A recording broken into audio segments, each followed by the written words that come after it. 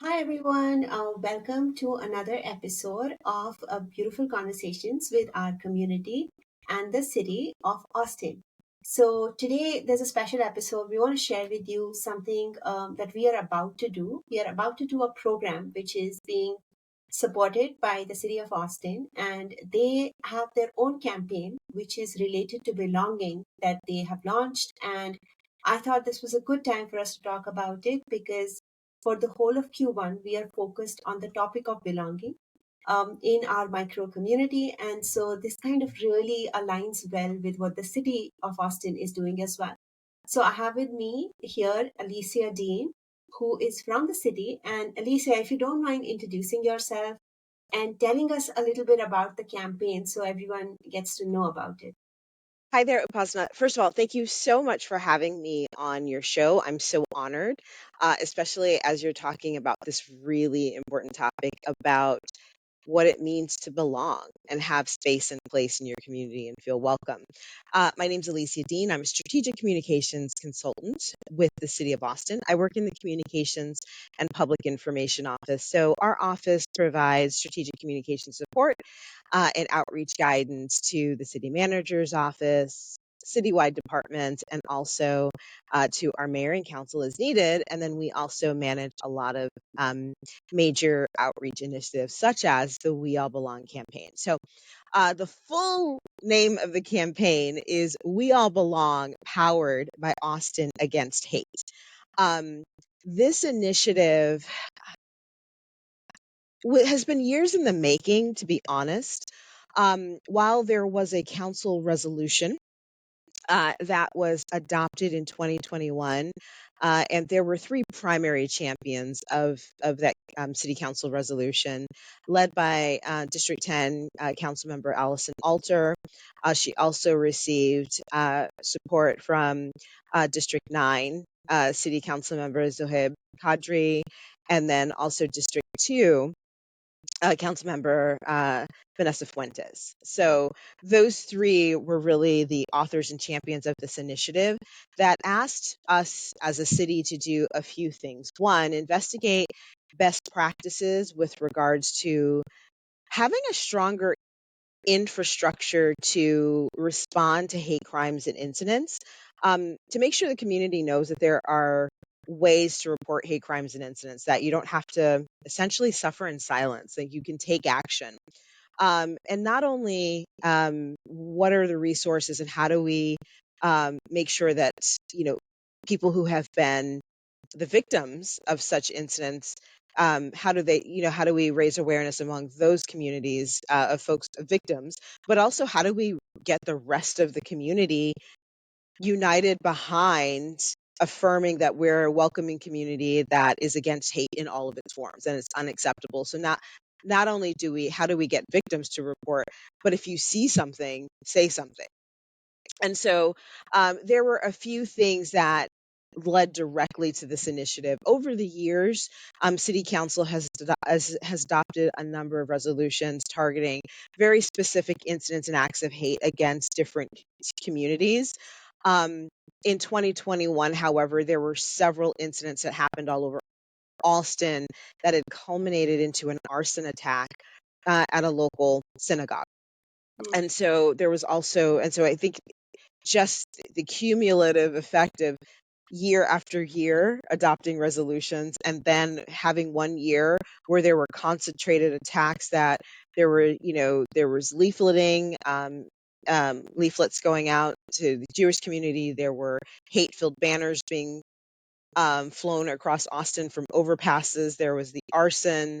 There were graffiti incidents at schools targeting the LGBTQ plus community.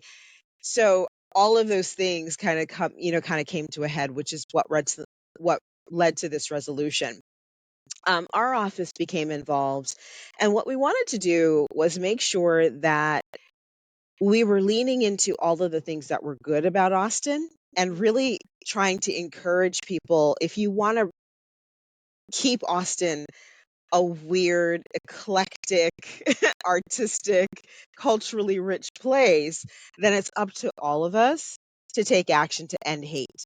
right? And so that is where we came with We All Belong. We all belong here in our quirky, weird way. And that's what we love about Austin. So that's really the kind of the genesis of the campaign, and the history and the basis of it. I really love that for a couple of reasons that you mentioned that I'm going to highlight. One, of course, there's so much empowerment a community gets when they see support from the city, from the council members, and all of that. I think, a community that might be on the victim side, for example, definitely wants to see the support, and that is visible in the campaign. The other thing that I really liked, which as someone who's coming from a community of color, it's really important for us that it's not that we get support only from our other members of color, but also from a larger community.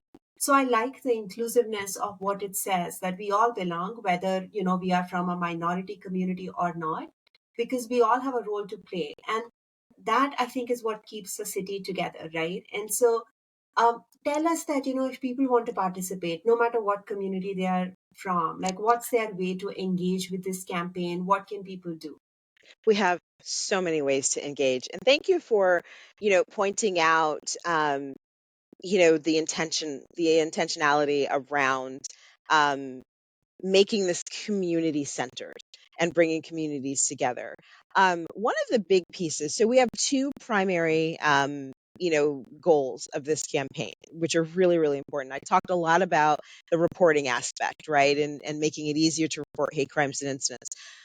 But the other goal, which is just as equal and perhaps maybe even more important, and that is how are we bringing people together, to foster a greater sense of understanding across communities, that we're not siloing people. And so this is that opportunity for the community to help us decide what this campaign should look like. And what do I mean by that? So one of the ways that community members can get involved, if you're part of a community organization and you want to do an event that you feel like celebrates the tenets of belonging and really speaks to Austin's core values of inclusiveness, diversity, and diversity in all of its form, artistic diversity, age diversity, food diversity.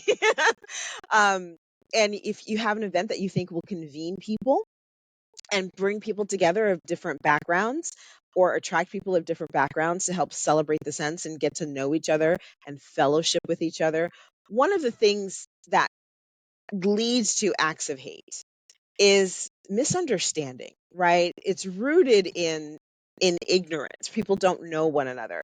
So the more that we're able to bring people together to help people get to know one another, I think it's a lot harder to say something nasty about someone or do something nasty to someone if you know them really well, right? If you've gotten to know them. So we encourage folks to go to austintexas.gov/against hate. On the website, just scroll through. There's an event section. So there's a get involved section. So you'll learn about the events that are going to be taking place. That calendar will be updated regularly as we confirm events. We have a lot of applications in the queue, but we post events as soon as they have been approved. And then there's a button where you can click to host an event, and it takes you to a really short application form. So I encourage people to fill out the application form. It's super short, so you can complete the whole thing in less than 15 minutes. I don't even think it takes that long. You can also be an information ambassador if you're like, I don't want to host an event, I don't belong to a community organization, and that's just too much work for me. Well, then you can share information. We have digital toolkits online where you can go in and you can download. We have all of the languages. We have 9 languages available. That's including English. So if you speak a different language and you want to advocate in your community, you can download materials. There's also suggested language that you can use. So you can literally cut and paste, add the graphic, and share it on your social channels. We also have videos there. So everything you need to be a social savvy information ambassador. There's posters you can print out and put up in your community spaces. We can also provide those. So you can also email me, and I can share some materials that you can send out. So again, host an event, attend an event, be an information ambassador. Those are the 3 primary ways to be actively involved. And then, of course, the very important thing, if you see, we hear this a lot, if you see something, say something. So the other way that you can be involved is take action. If you see something happening to someone, or if you know of something that's happened, doesn't seem quite right, you can report it. So you can visit the website, and we have tools and resources to report a hate crime or incident right there on the page. So you don't have to go anywhere else or look for any other information. And we kind of walk you through, what's the definition of a hate crime? What's the definition of a hate incident? How do I file a report? All of that information is right there. Yeah, I love that. And I just realized that you mentioned Council Member Allison, and she's the one who actually I met at one City of Austin event, and she recommended that I look it up. That's how our organization came to know about the process of hosting an event.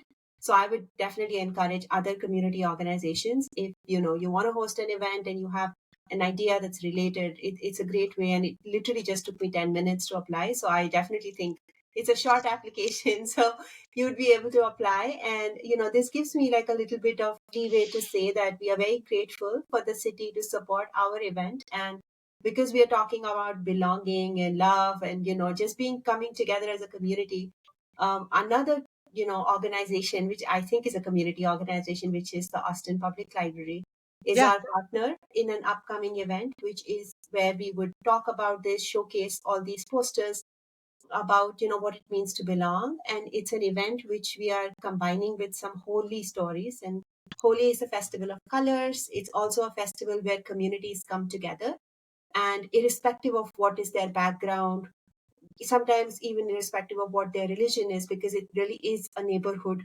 activity or an event that everyone participates in with color. And so I will share this information on all of our channels, and we are so grateful. And Alison, since I have you here, I am going to say that we are going to produce a little book for kids so that people know why it's celebrated and they can feel that sense of belonging, because I think it's a great way to find that connection and internalize that message.